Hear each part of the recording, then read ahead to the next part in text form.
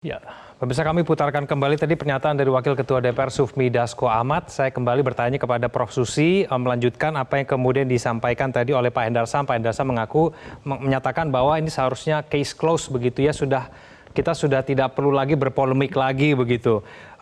Maaf tadi Prof. Susi sempat kita potong karena komunikasinya mengalami putus-putus. Tadi poin-poin Anda menyatakan bahwa seharusnya DPR menyampaikan pembatalan ini di awal, lalu kemudian DPR seharusnya menahan diri. Tapi begini Prof, masih banyak hingga sampai saat ini yang khawatir bahwa bisa saja revisi Undang-Undang Pilkada ini tetap bergulir begitu. Apakah memang masih ada celah untuk menggulirkan kembali revisi Undang-Undang Pilkada ini? Karena ada yang mengatakan bahwa tidak bisa kemudian pembatalan revisi Undang-Undang Pilkada ini hanya dilakukan lewat statement. Harus ada rapat pembatalan. Ini dari secara tata negara bagaimana Prof. Susi?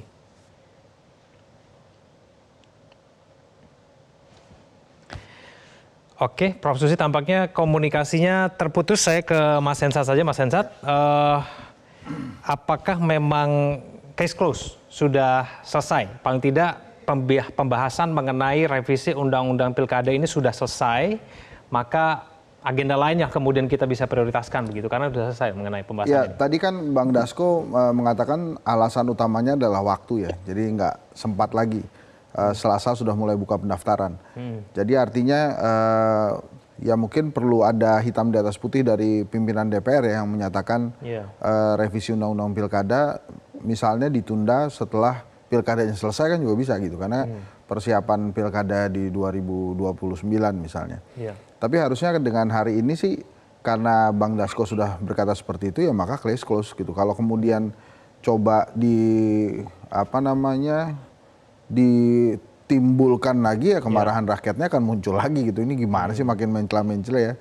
Jadi jangan kemudian terpengaruh tuh, ini pasti gara-gara Raja Jawa nih, jadi nggak gitu juga gitu. Harusnya setelah dia bilang selesai ya selesai. Jadi nggak perlu ada lagi, dan kemudian kan rakyat juga kelihatannya udah tenang ya, mereka sudah pulang gitu. Saya nanti akan bertanya ke Mas Hensat nasib koalisi di Jakarta seperti apa, lalu kemudian nasib Kaisang juga seperti apa di Jawa Tengah, saya akan tanya itu nanti. Namun kita, Prof. Susi, semoga komunikasi kita sudah lebih baik begitu.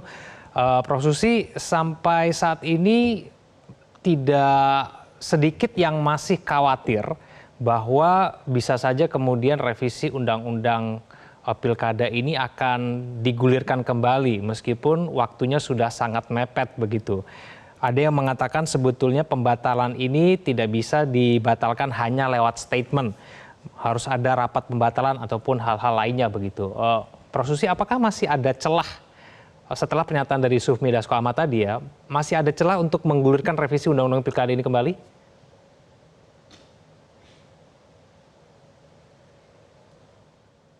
Kalau kita melihat dari sisi peraturan atau dari hukum, maka seharusnya kan tidak ada ya. Apalagi yang tadi seperti saya katakan, pada masa-masa yang sekarang ini mereka pada posisi lame duck, yaitu posisi di mana sudah mendekati akhir dari masa jabatan, dan seharusnya mereka legitimasinya itu lemah sekali untuk melakukan perubahan ataupun juga pengesahan suatu undang-undang yang baru. Namun politik itu, apa yang tidak mungkin menurut hukum, itu menurut politik itu bisa saja terjadi.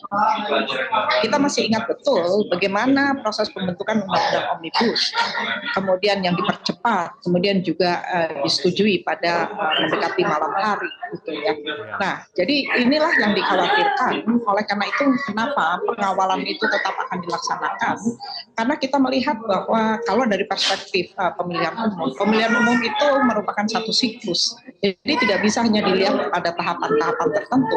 Nah, rakyat harus memastikan bahwa pemilihan umum yang dilakukan itu sesuai dengan asas-asas yang diatur di dalam Undang-Undang Dasar 1945 untuk menghasilkan pemilihan umum yang bermartabat dan berintegritas serta adil. Nah, bagaimana caranya? Yaitu untuk memastikan bahwa dasar hukumnya itu adalah dasar hukum yang dibuat berdasarkan prinsip-prinsip negara hukum yang demokratis, prinsip konstitusionalisme. Segala sesuatu saya mengatakan bahwa norma-norma undang-undang dasar itu tidak dapat diperkuat dengan norma-norma hukum yang lainnya, misalkan melalui norma hukum pidana. Norma-norma konstitusi itu hanya dapat diperkuat dan ditegakkan apabila sistem politiknya sehat. Namun jika sistem politiknya tidak sehat, maka norma konstitusi sebaik apapun, maka dia dapat saja kemudian dilanggar. Dan apabila pelanggaran itu bersifat sangat serius, maka bisa menimbulkan apa yang disebut sebagai krisis ketatanegaraan ataupun juga krisis konstitusi. Nah, inilah yang dihindarkan dan inilah yang harus dipahami betul, disadari betul oleh para anggota DPR bahwa di tangan mereka norma-norma, prinsip-prinsip konstitusi itu dapat tegak atau tidak dapat tegak. Bukan hanya semata-mata di tangan penegak hukum, tetapi justru pada politisi-politisi tersebut. Jadi mereka harus dengan sadar mengingat bahwa kedaulatan ini adalah di tangan rakyat, bukan di tangan para politisi. Dan mereka dipilih itu untuk melaksanakan mandat rakyat. Dan rakyatlah yang menentukan dengan cara bagaimana kami itu ingin diatur. Itu dengan cara bahwa undang-undang itu adalah undang-undang yang pro rakyat, pro demokrasi. Dan kalau ini disadari, misalkan, mengapa saya katakan seharusnya secara hukum itu tidak mungkin? Karena mereka harus tahu bahwa proses perubahan ataupun juga penggantian suatu undang-undang itu harus tunduk pada asas-asas pembentukan dan asas-asas materi muatan. Salah satu asas pembentukan yang paling penting itu adalah asas partisipasi publik yang bermakna. Nah, bagaimana mungkin partisipasi publik yang bermakna itu bisa dilaksanakan oleh DPR dalam jangka waktu kurang dari 7 hari untuk mengubah undang-undang pilkada.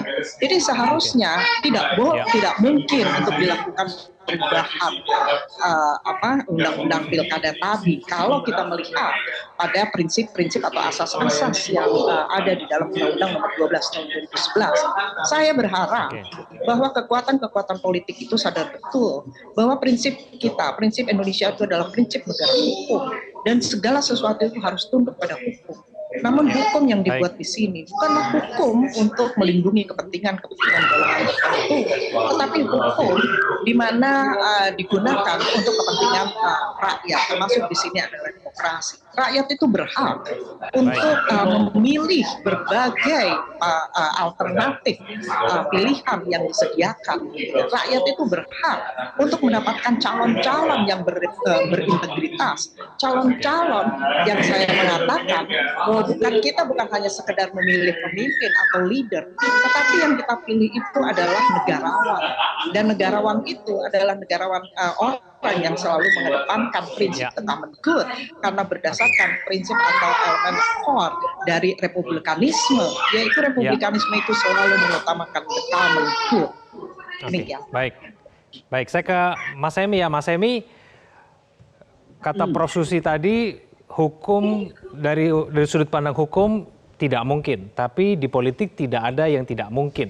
Nah, Anda di sisi mana nih Mas Hemi? Anda di posisi yang sudahlah mengakhiri polemik ini saja, begitu selesai case close, atau Anda tetap berada di tagar kawal putusan MK, Mas Hemi? Ya, tentu sebenarnya PR dari negeri ini bukan hanya yang soal pilkada kali ini. Sebenarnya ada hal-hal seperti yang terjadi di Pilpres kemarin, ini juga kan ditakutkan. Jadi selain yang dibilang oleh Profesor Susi tadi, bahwa masyarakat bisa mendapatkan pilihan-pilihan yang berkualitas karena memimpin negara, kita memilih negarawan, tapi kita juga ingin sebuah proses yang adil, gitu ya. Saya nggak tahu apakah di Undang-Undang Pilkada ini nanti disusun pula misalnya siapa saja yang boleh mencalonkan diri. Apakah misalnya anak seorang penguasa yang lagi aktif boleh mengajukan jadi pemimpin daerah seperti yang terjadi di Pilpres dan Pilpres yang terakhir. Karena sebenarnya ini juga poin yang penting ya, karena oke, nanti pilihan-pilihannya bagus, tetapi akhirnya kompetisinya juga nggak adil karena terjadi berat sebelah, karena yang satu diuntungkan misalnya bapaknya gubernur, terus anaknya mau calon gubernur, akhirnya si penguasa incumbent kan bisa mengerahkan segala kekuatan untuk ya seperti aparat desa atau bansos dan sebagainya untuk memenangkan anaknya. Itu sudah terjadi ya kemarin. Jadi hal-hal ini juga harusnya diakomodasi lah dalam aturan-aturan yang tidak abu-abu kalau menurut saya. Jadi batasi usia saja, tapi membatasi kontestannya. Ya apa susahnya sih Gibran sama Kaisang gitu ya, nunggu 5 tahun lagi sampai bapaknya udah nggak aktif baru nggak sabaran banget gitu, kayak mau mati muda aja gitu loh. Jadi sebenarnya hal-hal seperti ini yang harus menjadi pertimbangan-pertimbangan dari legislator gitu untuk menyusun undang-undang yang baru. Jadi konsep keadilan ini juga harus ada gitu. Karena jelas kalau kayak gini nanti anak-anak muda ya, kayak kemarin kan dibikin seolah-olah oh anak muda di bawah 40 tahun boleh jadi presiden, boleh jadi wakil presiden. Nah anak muda yang mana? Kalau saingannya dengan anak presiden ya nggak akan menang juga. Seperti itu. Ya. Oke, Mas Hensat, harapan Mas Hemi tadi memangnya akan terkabul. Memangnya nanti pada saat Pilkada 2024 calonnya makin banyak. Memangnya tidak melawan kota kosong juga yang kemudian fenomenanya semakin tinggi. Apakah memang betul koalisi Indonesia Maju itu akan akhirnya bisa saja balik arah begitu sebagian partai politik itu? Apakah bisa sesuai keinginan dari Mas Hemi tadi? Kalau menurut saya harusnya partai-partai politik itu meniru apa yang telah dilakukan oleh MK, berani gitu ya. Misalnya terjadi di Jakarta, mungkin deal-deal politiknya banyak, tapi ambil contoh PKS misalnya. Kan alasannya dia bergabung ke Kim karena nggak bisa sendirian. Nah sekarang dengan keputusan MK, harusnya dia bisa sendiri tuh, bisa mewujudkan mimpinya, punya calon gubernur dan wakil gubernur dari kadernya. Nah lantas kalau kemudian ternyata PKS tidak menggunakan fasilitas yang dikeluarkan MK, kalau menurut saya bukan cuma nggak berani gitu, tapi memang ada deal-deal ya, jangan-jangan memang PKS itu lebih pengen masuk ke pemerintahan ketimbang nyalonin cagup dan cawagup dari kadernya sendiri. Kan kita bisa bacanya seperti itu. Lantas gimana partai-partai politik yang lain? Sebetulnya dengan hal-hal seperti ini yang menarik justru ada di kabupaten kota yang belum sepenuhnya mendapatkan rekomendasi dari partai politik. Bisa mereka bergeser-geser gitu. Klaten segala macam kan, Bantul masih banyak juga. Dan yang paling ditunggu memang kota-kota besar, misalnya provinsi seperti Banten itu ditunggu, di Jakarta juga ditunggu. Nah pertanyaan tadi Igan, misalnya Kaisang nih gimana sih? Dia bisa masih maju di wali kota atau bupati kok. Kan selama ini kan juga udah seperti akap tuh ya. Bisa akap tuh antar kota, antar provinsi, coba Jakarta, coba Jawa Tengah, kemudian coba Depok, coba Sleman, coba Surabaya. Nah ini dia sekarang tinggal pilih aja. Mungkin dia tiba-tiba bisa maju di Solo gitu untuk menggantikan kakaknya kan yang paling nyaman buat Kaisang Solo. Karena dengan keputusan MK ini kalau kembali dia masih bisa nyalon, kalau saya nggak salah nanti kalau Prof Susi ada di-clearkan juga. Kabupaten kota dia masih bisa karena jatahnya 25 Tapi tahun. soliditas dari Kim Plus ini seperti apa sih Mas Hensat? Karena kan ekspektasi publik itu tadinya terapat jam 10 itu pasti akan quorum begitu, pasti akan disahkan. Karena kan kalau melihat fenomena sebelum kan kayaknya solid nih, pasti akan disahkan. Di balik DPR tidak terlihat tuh tidak solid. Nah ini setelah hari ini, setelah kemudian dibatalkan, Anda melihat soliditas dari Kim Plus ini seperti apa? Kalau sekarang diberikan kesempatan, silakan mencalonkan pasangan sendiri. Kim Plus itu saya curiga ya, itu sebetulnya kekuatan Jokowi awalnya lebih kuat dibandingkan kekuatan Prabowo di Kim Plus itu. Sehingga misalnya di daerah-daerah strategis, akhirnya partai politik semuanya ngumpul di situ. Karena nggak mau berurusan sama Raja Jawa yang katanya Bahlil itulah. Jadi mereka masuk ke sana semua. Nah dengan adanya keputusan MK ini, kan kita belum tahu juga seberani apa kemudian partai-partai ini mengambil keputusan gitu. Misalnya ya Nasdem atau PKB gitu ya, 10-10. Yang tadinya misalnya belum bisa mencalonkan, kemudian bisa mencalonkan, kenapa juga nggak nyalonin sendiri? Karena buat konstituen mereka, pada saat MK memutuskan 7,5% aja cukup, kemudian mereka nggak mau mencalonkan, itu jadi lucu gitu buat si konstituen yang memang saya juga yakin tidak semua partai politik akhirnya mengajukan calon sendiri, bukan karena dia nggak bisa, tapi memang mungkin nggak punya uang aja. Karena kan maju ke pilkada itu juga cukup mahal ya. Nah kalau tadi ditanya ke Soli dan Kim Plus, kalau di Jakarta menurut saya sih sudah selesai. Karena menurut saya ada negosiasi politik yang cukup panjang di belakangnya. Tapi kalau kemudian di daerah-daerah lain, saya misalnya Banten, tadinya Airin nggak bisa karena harus menunggu kerjasama dengan partai lain. Tapi sekarang dengan adanya aturan MK ini harusnya Golkar sudah cukup bisa mencalonkan jagonya sendiri.